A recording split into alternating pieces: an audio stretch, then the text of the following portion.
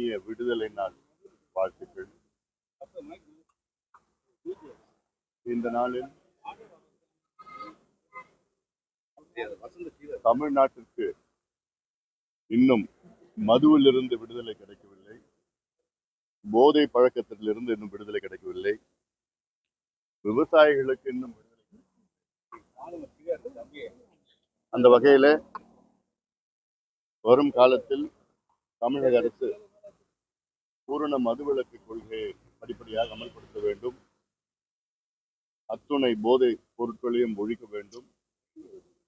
விவசாயிகளுக்கு அவருடைய கடன்களை முழுமையாக தள்ளுபடி செய்ய வேண்டும். இளைஞர்களுக்கு வேலை வாய்ப்பு உருவாக்க வேண்டும். தமிழ்நாட்டில் 1 கோடி இளைஞர்களுக்கு, படித்த இளைஞர்கள் வேலை இல்லை.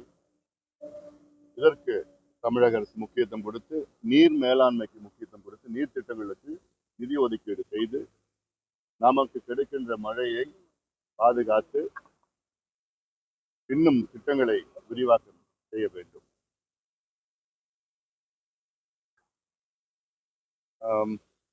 இன்னைக்கு எங்க அம்மாவுடைய பிறந்த நாள், அதனால அம்மாவுடைய வாழ்த்துக்களை பெற வந்திருக்கின்றோம்.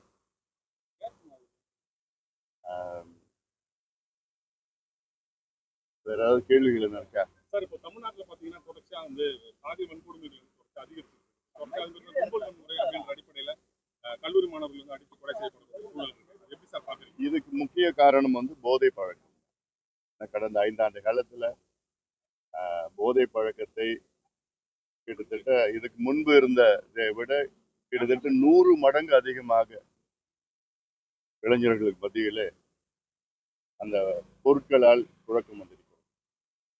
இதை ஒழிக்க வேண்டும். கோயம்புத்தூர் பகுதியில் கூட சமீபத்தில் ஒரு மாணவன் கொலை செய்யப்பட்டது. காரணம், அதில் முக்கிய காரணம் போதை பழக்கம் தான்.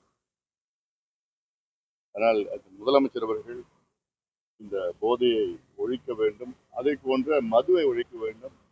ஏன்னா சமீபத்தில் பார்த்தீங்கன்னா தமிழக அரசு, டிவிகே அரசு மதுவை ஆன்லைன் விற்பனை, அதே போன்ற டாஸ்மாக் கடைகளை தனியார் மயமாக்குதல், அதே போன்ற மான்டெக்சிங் அலுவலர் அவர்கள் தலைமையில தமிழ்நாட்டுக்கு கூடுதல் வருவாய் பெற ஒரு குழு அமைத்தார்கள். அந்த குழுவினுடைய டேர்ம்ஸ் ஆஃப் ரெஃபரன்ஸ் பார்த்தீங்கன்னா, முக்கியமான டேர்ம்ஸ் ஆஃப் ரெஃபரன்ஸ்னா டாஸ்மாக் மூலமாக வருமானம் எப்படி கூடுதலாக வருமானம் பெறலாம் என்று. ஒரு அரசினுடைய கடமை மது விற்பது கிடையாது, மதுவை ஒழிப்பது, பெண்களை பாதுகாப்பது, இளைஞர்களை பாதுகாப்பது, அதுதான் கடமை. ஆனால் மதுவை விற்கின்ற வகையில, ஊக்குவிக்கின்ற வகையில பல நடவடிக்கைகள் இந்த அரசு எடுத்திருக்கிறது. அதை கடுமையாக கண்டிக்கிறோம். நிச்சயமா அது தேவையில்லை. உங்களை தேர்வு செய்தது காரணமே கடந்த திமுக ஆட்சியில பெண்களுக்கும் பெண் குழந்தைகளுக்கும் பாதுகாப்பு இல்லை மது அந்த போதைப் பொருட்களால். அதனால மீண்டும் அந்த நிலைக்கு போகக்கூடாது. பள்ளி மாணவர்களுக்கு மது அருந்தக்கூடிய நேற்று கூட பார்த்தேன். நான் அதுக்கு ஒரு அறிக்கை விட்டு வெளியில இருந்தோம். கன்னியாகுமரி பகுதியில் மாணவிகள், பள்ளி மாணவிகள் மது அருந்தி கொண்டிருக்கின்ற காட்சிகள்லாம் பார்க்குறப்பெல்லாம் இது எங்க போயிட்டு இருக்கு தமிழ்நாடு? முதலமைச்சர் விஜய் அவர்களுக்கு இளைஞர்கள் தான் வாக்களித்தார்கள் அதிக அளவில். அந்த இளைஞர்களை காப்பாற்ற வேண்டும், பாதுகாக்க வேண்டும், அடுத்த தலைமுறைகளை பாதுகாக்க வேண்டும். கடுமையான நடவடிக்கைகள், அதாவது இவங்க என்னைக்கு மதுவை கூடுதலா விற்கணும், கூடுதல் வருமானம் வரணும், மான்டெக்சிங் அலுவலகம் மூலமா எப்படி கூடுதல் வருமானம் பெறலாம் என்று ஒரு குழு வைத்து செயலி, மதுவுக்கு விற்பதற்கு ஒரு செயலி உருவாக்கி டாஸ்மாக் கடைகள்லாம் தனியார் கிட்ட கொடுக்கலாமா, இப்படியெல்லாம் பார்க்குறப்போ உண்மையிலே இவங்க மது விலக்கு கொண்டு வருவாங்களான்னு சந்தேகமா இருக்கு. ஏன்னா மதுவில் அவ்வளவு வருமானம், 56,000 கோடி வருமானம் வந்துட்டு இருக்கு. அதனால இது நிச்சயமா, ஏன்னா பெண் பிள்ளைகள்லாம் மது குடிக்கின்ற காட்சிகள் எல்லாம் பார்த்தீங்கன்னா எங்க நம்ம என்ன நிலையில இருக்கிறோம், வேதனையா இருக்கு. அதில் முதலமைச்சர் விஜய் அவர்கள் இதை படிப்படியாக மது விலக்கை கொண்டு வாங்க. ஒரு வருஷம், இந்த வருஷம் நாங்க 717 மதுக்கடையில் மூடி இருக்கிறோம். வர ஆண்டு 1000 கடையை மூடுவோம், அடுத்த ஆண்டு 2000 கடையை மூடுவோம், எங்கள் ஆட்சி இறுதிக்குள்ள 4800 கடையை முழுமையா மூடிடுவோம் அப்படின்னு ஒரு கொள்கை அறிவிங்க. ஏன்னா வருவாய் ஈட்டுவதற்கு எத்தனையோ வழி வகைகள் இருக்கு. நாங்களும் கொடுத்துருக்கோம். எங்க பட்ஜெட்ல நிழல் பட்ஜெட்ல நாங்கள் கொடுத்துருக்குறோம். நாங்கள் அது மட்டுமல்ல, இன்னொரு செய்தி என்னன்னா, மத்திய அரசு வந்து சாதிவாரி கணக்கெடுப்பு அறிவிச்சிருக்கிறாங்க. மக்கள் தொகை கணக்கெடுப்புல கூடுதலாக ஜாதிவாரி கணக்கெடுப்பு அறிவிச்சிருக்கிறாங்க. இப்போ செப்டம்பர் 1ஆம் தேதியிலிருந்து அதை வந்து கணக்கெடுப்பு நடத்த இருக்கின்றார்கள் என்று திட்டமிட்டு இருக்கின்றதாக ஒரு செய்தி வந்திருக்கு. அதுல பாத்தீங்கன்னா, அந்த விண்ணப்பத்துல பாத்தீங்கன்னா ஜாதி பேர்ல எஸ்சி எஸ்டி அப்புறம் காஸ்ட்னு வந்திருக்கு. அதாவது ஓப்பன் லிஸ்ட் இருக்கு. இந்த ஓப்பன் லிஸ்ட் வந்து நிச்சயமா அப்படி வைத்து ஒரு முறையை வைத்து, அதாவது அந்த காஸ்ட் பேர்ல வந்து காலியா இடம் விட்டுருக்காங்க. அவங்க எந்த சாதியில இருக்கிறாங்களோ, எந்த ஜாதியில இருக்கிறாங்க அதை வந்து அவங்க எழுதிக்கலாமா. இதனால மிகப்பெரிய குழப்பம் வரும். இது வெற்றி பெறாது. இதைத்தான் கடந்த யூபிஏ ஆட்சி காலத்துல, 2வது ஆட்சி காலத்துல 2011 2013 இதே முறைதான் பின்பற்றினார்கள். அது சமூக நீதி பொருளாதார கணக்கெடுப்பு என்று அதுல வந்து அவங்களே விட்டுட்டாங்க. இந்தியா முழுவதும் மக்கள் மத்தியில நீங்க என்ன ஜாதின்னு சொல்லுங்கன்னு விட்டுட்டாங்க. அதனால 4500 5000 ஜாதிகள் இருக்க வேண்டிய இடத்துல 46 லட்சம் ஜாதிகள் இருந்தது. இந்த ஜாதினா சப்காஸ்ட், பட்டப்பெயர், இதெல்லாம் நிறைய இருக்கு. இப்போ வன்னியர் சமுதாயத்துல வந்து 108 பட்டப்பெயர் இருக்கு. சில பேருக்கு ஜாதி பேர் தெரியாது, பட்டப்பெயர் தான் தெரியும். ஒரு உதாரணம், கவுண்டர்னு சொன்னா அது வன்னியர் கவுண்டரா இருக்கும், வெள்ளாள கவுண்டரா இருக்கும், வேட்டுவ கவுண்டரா இருக்கும். அது எந்த பிரிவுல கொண்டு போவாங்கன்னு யாருக்கும் தெரிய போறது கிடையாது. நாய்க்கர்னு சொன்னா அது வன்னியர் நாய்க்கர் இருக்கிறாங்க, நாயுடு நாய்க்கர் இருக்கிறாங்க. இப்படி அதாவது பீகார்ல எப்படி பண்ணிருக்கிறாங்கன்னா, தெலுங்கானால எப்படி பண்ணிருக்காங்கன்னா, லிஸ்ட் அதிலே கொடுத்துருக்காங்க. அந்த லிஸ்ட்ல நம்ம வந்து அந்த எண்ணிக்கை நம்பரை போடணும், அவ்வளவுதான். நம்பர் மென்ஷன் பண்ணா போதும், இந்த ஜாதி இந்த உட்பிரிவு இருக்குன்னு தெரியும் அல்ல. அதனால இப்போ மத்திய அரசு செய்கின்ற அந்த ஜாதிவாரி கணக்கெடுப்பு தோல்வி அடையும். இது பிரயோஜனப்படாது. இதனால வந்து என்ன பண்ணுவாங்க, எங்களுக்கு டேட்டா எல்லாம் நிறைய இருக்கு, கூடுதலா இருக்கு, தப்பான டேட்டா இருக்கு, அதனால இதை நாங்க ரத்து பண்ணணும்னு சொல்லுவாங்க. இதுதான் நடக்க போகுது. இதுதான் கடந்த காலத்தில் நடந்தது, இப்பயும் தான் நடக்க போகுது. 100 ஆண்டுகளுக்கு பிறகு இது கொண்டு வராங்க. ஆனா அதை ஒழுங்கா செஞ்சுட்டு இருக்கணும். நாங்களும் பிரதமர்கிட்ட கேட்டிருக்கிறோம், மத்திய அரசு இதை வலியுறுத்திட்டு இருக்கிறோம். ஓப்பன் லிஸ்ட் வைக்காதீங்க, லிஸ்ட்டை போடுங்க. லிஸ்ட் வச்சுக்கிட்டு அதுல வந்து டிக் பண்ணலாம், அதுல நம்பர் எழுதலாம்னு சொல்லியிருக்கிறோம். தெலுங்கானால பீகார்லயும் வெற்றிகரமா பண்ணியிருக்கிறாங்க. ஏன் வந்து இந்தியா முழுவதும் பண்ணக்கூடாது? பண்ணணும், பண்ணி ஆகணும். அப்படி பண்ணாதான், அப்படி செய்தால்தான் இந்த கணக்கெடுப்பு முழுமை அடையும். இல்லையே இந்த கணக்கெடுப்பு பயன்படாது. தொகுதி மறுவரையை தொடர்பாக தனி தீர்மானங்கள் அதனுடைய நோக்கம் என்னவா இருக்குன்னு கருதுறீங்க? இது காங்கிரஸுடைய அழுத்தத்தினால் டிவிகே அரசு கொண்டு வந்தது, அவ்வளவுதான். அதாவது தொகுதி மறுசீரமைப்பு வந்து தேவையானதுதான். ஏன் தேவையானதுன்னா, அது பல காரணங்கள். ஒரு காரணம், இப்ப தமிழ்நாட்டுல 39 மக்களவை தொகுதி, இதுல மறுசீரமைப்பு வந்ததுன்னா இது 59 மக்களவை தொகுதியா உயரும், லோக்சபா உயரும். இது எப்படின்னா, கடந்த நாடாளுமன்றத்தில் 3 மாதத்துக்கு முன்பு இதை கொண்டு வந்த இந்த சட்ட மசோதா திருத்தத்தை கொண்டு வந்த நேரத்தில் மத்திய உள்துறை அமைச்சர் அவர்கள் நாடாளுமன்றத்திலே ஒரு உறுதி கொடுத்தார். என்னன்னா, 50 விழுக்காடு உயர்த்தப்பட்ட, அதாவது இந்தியாவில் உள்ள அனைத்து மாநிலங்களிலும் 50 விழுக்காடு வந்து இடங்கள் வந்து உயர்த்தப்படும். Across the board 50% increase all across the states. தமிழ்நாட்டில் பார்த்தீங்கன்னா, இந்தியாவில் உள்ள 543 எம்பி தொகுதியில் தமிழ்நாட்டுக்கு வந்து 39 தொகுதி. அது பர்சன்டேஜ் வைஸ் பார்த்தீங்கன்னா 7.19%. 7.19% தமிழ்நாட்டுக்கு அப்படிதான் இருக்கும். பீகார்ல அது 14% 16% தான், அவங்களுக்கு அதே 16% தான் இருக்கும். தமிழ்நாட்டுக்கு அதே 7.2% கிடைக்கும் தமிழ்நாட்டுக்கு. இதனால் யாருக்குமே எந்த பாதிப்பும் இருக்க போறது கிடையாது. தமிழ்நாட்டுக்கு 50% உயர்த்தினாங்க, பீகார்ல 50% உயரும், உத்தரப்பிரதேஷ் 50% உயரும், Maharashtra, Karnataka, Kerala, Andhra, across the board எல்லா மாநிலங்களும் 50% உயர்ந்தா தமிழ்நாட்டுக்கு பாத்தீங்கன்னா 39 எம்பில இருந்து 59 எம்பி கிடைக்கும். 234 எம்எல்ஏல இருந்து 351 எம்எல்ஏ கிடைக்கும். அந்த 351 எம்எல்ஏல 117 எம்எல்ஏக்கள் பெண்கள் எம்எல்ஏக்கள். கட்டாயமா பெண்கள் தான் வர முடியும். இன்னைக்கு கிட்டத்தட்ட 234 எம்எல்ஏக்கள்ல வெறும் 23 பேர் தான் பெண்கள். 39 எம்பிக்கள்ல வெறும் 5 பேர் தான் பெண்கள். இது உயர்த்தினாங்கன்னா 59ல 20 பெண்கள் எம்பிக்கள் உறுதியா வரணும், வந்தே ஆகணும். சட்டம். இப்போ பெண்கள் எம்பிக்கள் வருவாங்க, பெண் எம்எல்ஏக்கள் வருவாங்க, பெண் அமைச்சர்கள் கூடுதலா வருவாங்க. இது பெண்கள் முன்னேற்றம், விமன் எம்பவர்மெண்ட்.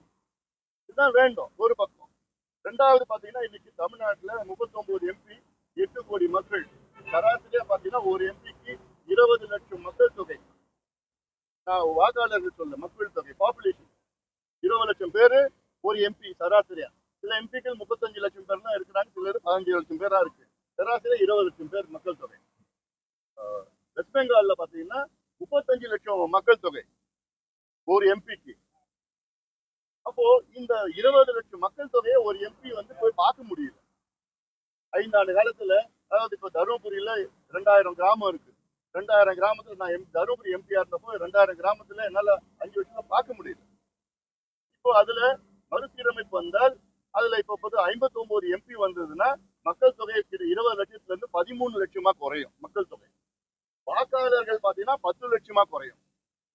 10 லட்சம் பேர் வாக்காளர்கள் ஒரு எம்பிக்குன்னா இதுதான் அவசியமானது. ஓ, இங்கிலாந்து நாட்டுல 6.5 கோடி மக்கள் இருக்கிறாங்க.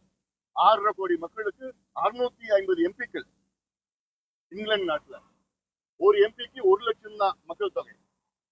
ஜெர்மனில 8.4 கோடி மக்கள் இருக்கிறாங்க, அவங்களுக்கு 630 எம்பிக்கள். சைனால நமக்கு மாதிரி 140 கோடி மக்கள் இருக்கிறாங்க, அவங்களுக்கு 3000 எம்பிக்கள். அமெரிக்கா மக்கள் தொகை 34 கோடி, அவங்களுக்கு இருக்கிற 450 எம்பிக்கள். ஆனா நமக்கு 145 கோடி, நமக்கு 543 எம்பிக்கள் போதாது. எம்எல்ஏக்களும் அதேதான். எம்எல்ஏக்கள் பாத்தீங்கன்னா இன்னைக்கு தமிழ்நாடு 8 கோடி மக்கள், 234 எம்எல்ஏக்கள் பாத்தீங்கன்னா இதுல ஒரு எம்எல்ஏ மக்கள் தொகை கிட்டத்தட்ட 3.5 லட்சம் பேர். அது இப்ப மறுசீரமைப்பு நடந்ததுன்னா பாத்தீங்கன்னா 2.25 லட்சமா குறையும். வாக்காளர்கள் வந்து 1.25 லட்சம் தான் வரும். சராசரியா எல்லாருக்கும் 1.6 லேக்ஸ் வரும். சாதாரணமா பார்க்கலாம், மக்களை சந்திக்கலாம், திட்டங்களை கொண்டு போகலாம். உதாரணம், தமிழ்நாட்டுல 1947ல விடுதலை அடைஞ்ச நேரத்துல 12 மாவட்டங்கள் தான் இருந்தது. இன்னைக்கு தமிழ்நாட்டுல 38 மாவட்டம் இருக்கு. 40 ஆண்டுகளுக்கு முன்பு தமிழ்நாட்டுல 3 மாநகராட்சி தான் இருந்தது, சென்னை, கோவை, மதுரை. இன்னைக்கு 25 மாநகராட்சிகள் இருக்கு. 40 ஆண்டுகளுக்கு முன்பு 100 நகராட்சிகள் இருந்தது, இன்னைக்கு 137 நகராட்சிகள் இருக்கு. இன்னும் பிரிச்சாதான் இன்னும் ஏதுவா இருக்கும் அட்மினிஸ்ட்ரேஷனுக்கு போய் பார்க்கறதுக்கு. இதெல்லாம் நல்ல காரணங்கள். இதுல ஏதோ சில பேர் வந்து அங்க வடக்குல அதிகமா வந்துடும், தெற்குல குறையும் அப்படின்னா வரவே வராது. எல்லாத்துக்கும் ஒரே நிலையை தான் வரப்போகுது. அதுல across the board, across pro rata percentage across the board தான் வரப்போகுது. அதனால இது அப்புறம் இன்னொரு சிலர் வந்து எங்களுக்கு நாடாளுமன்றத்துல பேசுறதுக்கு வாய்ப்பு கிடைக்காது. நாடாளுமன்றத்துல பேசுறதுக்கு வாய்ப்பு எப்படி கொடுக்குறாங்கன்னா, ஒவ்வொரு கட்சியும் எத்தனை எண்ணிக்கை எம்பி வச்சிருக்கிறாங்களோ அந்த அதுக்கு ஏற்றபடிதான் அங்க நேரத்தை ஒதுக்குறாங்க. அதனால நீங்க போய் நாடாளுமன்றத்துல உங்க கட்சியை தான் கேட்கணும். அங்க நாடாளுமன்றத்தை கேட்கறது இல்லை, உங்க கட்சியில சண்டை போடணும். இப்போ காங்கிரஸ் கட்சி இப்போ கொஞ்சம் ஒரு 100 எம்பி வச்சிருக்காங்கன்னா அவங்களுக்கு வந்து இந்த பில் வருதா, இந்த பில்லுக்கு வந்து அவங்களுக்கு 45 நிமிஷம் ஒதுக்குவாங்க. அப்போ காங்கிரஸ் கட்சியில ஒரு 5 பேர் பேசுவாங்க, அவங்களுக்குள்ள பிரிச்சுப்பாங்க, அவ்வளவுதான். நீங்க உங்க கட்சியில சண்டை போட்டு யார் பேசணும், நீங்க சண்டை போடணும், அவ்வளவுதான். இப்ப 815 எம்பி வந்தாங்கன்னா கூடுதலா மொத்தமா கொடுக்க போறாங்க. 45 நிமிஷத்துல இருந்து கிட்டத்தட்ட 1.5 மணி நேரம் கொடுக்க போறாங்க. கொடுத்து அதுல நீங்க பிரிச்சு போகலாம். அதனால பேசுறதுக்கு வாய்ப்பு கிடைக்காது. அவங்க வடக்குல எப்படி வந்துடும், தெற்குல எல்லாம் எல்லாருக்கும் அப்படிதான் வரப்போகுது. இன்னைக்கு அட்மினிஸ்ட்ரேஷனுக்காக வேணும், இன்னும் பெண்கள் வரணும், பெண்கள் கூடுதலா எம்பிக்கள் எம்எல்ஏக்கள் வரணும். அதனால நிச்சயமா இது மறுசீரமைப்பு வரணும். அதுல சில பேருக்கு புரிதல் இல்லை, சில பேருக்கு அரசியல் காரணம், சில பேருக்கு வந்து காங்கிரஸ் எடுத்துக்கீங்க, 3 மாதத்துக்கு முன்பு காங்கிரஸ் வந்து ஃபேர் டீலிமிட்டேஷன் சொன்னாங்க. இன்னைக்கு 3 மாதத்துல இன்னைக்கு நோ டீலிமிட்டேஷன் சொல்றாங்க. ஃபேர் டீலிமிட்டேஷன் கேட்டாங்க நாடாளுமன்றத்துல, மத்திய அரசு ஆமா நாங்க ஃபேர் டீலிமிட்டேஷன் 50% மக்கள் தொகையை கணக்கெடுப்பு எடுத்து மட்டும் நாங்க 50% அக்ராஸ் தி போர்ட் இன்க்ரீஸ் பண்ணுவோம்னு சொன்னாங்க. அதான் ஃபேர் டீலிமிட்டேஷன். அதுல பெண்களுக்கு எப்படி பிரிப்பாங்கன்னா 2011 சென்சஸ் படி அதுல வந்து எத்தனை பெண்கள் இருக்கிறாங்க, எந்தெந்த தொகுதியில் அதிக பெண்கள் இருக்கிறாங்களோ அது 2011 சென்சஸ் படி பிரிச்சு அதுல வந்து பெண்களுக்கு தமிழ்நாட்டில் 20 எம்பிக்கள், 117 எம்எல்ஏக்கள் அப்படின்னு ஒதுக்குவாங்க. நிச்சயமா வரணும். எவ்வளவு நாட்டிலயும் எவ்வளவு வெளிநாட்டுலாம் எவ்வளவு எண்ணிக்கையில கூடுதலா இருக்கிறாங்க. இங்க இல்ல, எங்களுக்கு இது 543 போதும், இதுக்கு மேல வேண்டாம்னா அது தவறான ஒரு அதிகமா வேணும், இன்னும் அதிகமா கூடுதல் எம்பிஸ் வேணும்.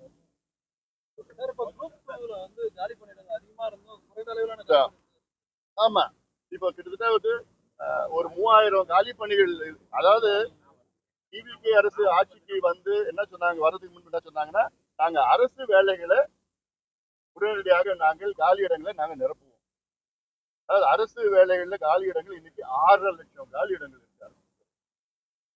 ஆனா இப்ப பார்த்தா குரூப் 2, குரூப் 4 இது எல்லாம் பாத்தீங்கன்னா 800 பேர், 500 பேர். ஏன் ஒரு 5000 பேர் கொண்டு வர்றது, இடங்களை கொண்டு வர்றது என்ன பிரச்சனை உங்களுக்கு? இந்த வேகத்துல ஒண்ணுமே நிரப்ப போறது நிரப்ப முடியாது. அதனால இதுக்கு ஏன்னா வேலை இல்லாம கோடிக்கணக்கான இளைஞர்கள் காத்துட்டு இருக்கிறாங்க. ஒரு பியூன் வேலைக்கு 40 லட்சம் பேர் போட்டிடுறாங்க. இது பிஹெச்டி, பிஇ, பிஏ, எம்எஸ்சி எல்லாம் போட்டி, ஒரு பியூன் வேலைக்கு போட்டிட்டு இருக்காங்க. வேலை இல்லை. அப்படிப்பட்ட வேலையை இது 500, 1000, 2000, அப்புறம் 800 இப்படி கொண்டு வந்துட்டு இருக்காங்க. 10,000, 20,000 ஆசிரியர் பணிகளே கிட்டத்தட்ட இங்க வந்து கிட்டத்தட்ட ஒரு 2 லட்சம் பணிகள் இருக்கு, ஆசிரியர் பணிகள் காலி இடங்கள். இதெல்லாம் கொஞ்சம் நிரப்புங்க, சீக்கிரம் நிரப்புங்க.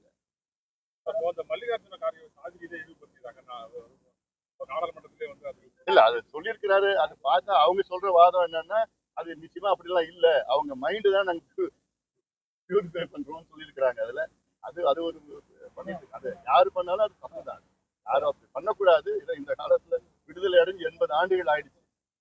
இன்னும் சாதி ரீதியிலேயோ இன்னும் அந்த மாதிரி அடக்குமுறைகளையோ இழிவுபடுத்துகின்ற செயல் நிச்சயமா இருக்கக்கூடாது. அனைவருக்கும் நல்ல சமூக நீதி கிடைக்க வேண்டும். அனைவருக்கும் நல்ல தரமான கல்வி வேலைவாய்ப்பு உருவாக்கி அனைத்து சமூகங்களும் பின்தங்கியுள்ள அத்தனை சமூகங்களும் முன்னுக்கு வர வேண்டும், சுயமரியாதை. அரசுகிடம் வந்து அந்த வன்னியர்களுக்கான இடஒதுக்கீடு வலியுறுத்தி இப்ப கணக்கெடுப்பு நடத்த சொல்லியிருக்கிறோம், நடத்துறோம்னு சொல்லியிருக்கிறாங்க. அது தெரியுது, அதுவும் நாங்க எடுத்து சொல்லியிருக்கிறோம். சில கடைகள் மூடினாங்க, சில கடை திறந்துட்டாங்க, கூடிய கடை திறந்துருக்கிறாங்க. எடுத்து எங்கெங்க திறந்துருக்காங்க இதை சொல்லியிருக்கிறோம். எல்லாம் இன்னும் அது 717 கடைகள் மட்டும் இல்லை, ஆயிரக்கணக்கான கடைகள் வந்து வழித்தளங்கள் பக்கத்துலயும் பள்ளிக்கூடங்கள் கல்லூரி பக்கத்துல இருக்கு, பல கடைகள்லாம் இருக்கு. அதனால அதெல்லாம் எண்ணிக்கை எடுத்துட்டு இருக்கிறோம், எடுத்து அது மூட.